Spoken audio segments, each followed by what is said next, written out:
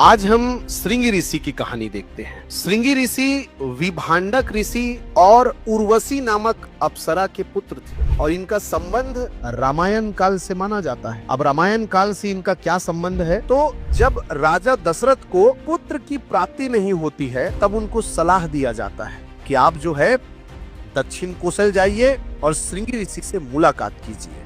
राजा दशरथ श्रृंगी ऋषि से मुलाकात करने के लिए दक्षिण कोसल आते हैं और अपनी समस्या का समाधान मांगते हैं उनसे कि भाई पुत्र की प्राप्ति नहीं हो रही है, उपाय बताइए।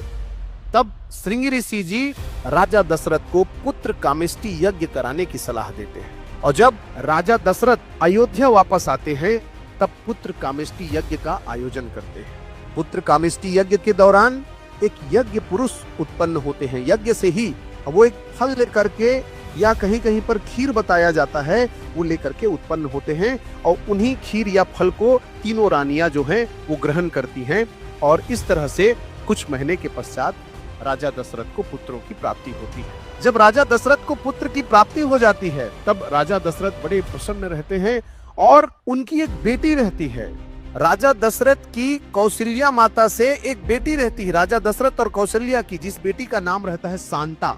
वो जब शांता पैदा हुई रहती है तब अयोध्या में 12 वर्ष का अकाल पड़ गया था और जब 12 वर्ष का अकाल पड़ गया तब राजा दशरथ ने उस शांता को, उनकी बेटी शांता को कौशल्या की छोटी बहन वर्षिणी, जो अंग देश के राजा रोमपद की बीवी रहती है, तो कौशल्या की छोटी बहन जो वर्षिणी है उनके यहाँ छोड़ देते हैं और डरते हैं उनको अयोध्या लाने से कि कहीं इनको वापस लाया तो अयोध्या में फिर से अकाल पड़ जाएगा। तो शांता का पालन पोषण कौशल्या की छोटी बहन वर्षिणी और उनके पति अंग देश के राजा रोमपद के द्वारा किया जाता है।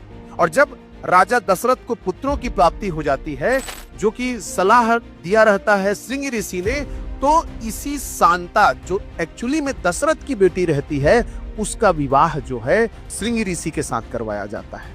और आज भी सिहावा नामक स्थान पर एक पर्वत है जहां पर श्रृंगी ऋषि का आश्रम है और शांता गुफा जो है वो स्थित है।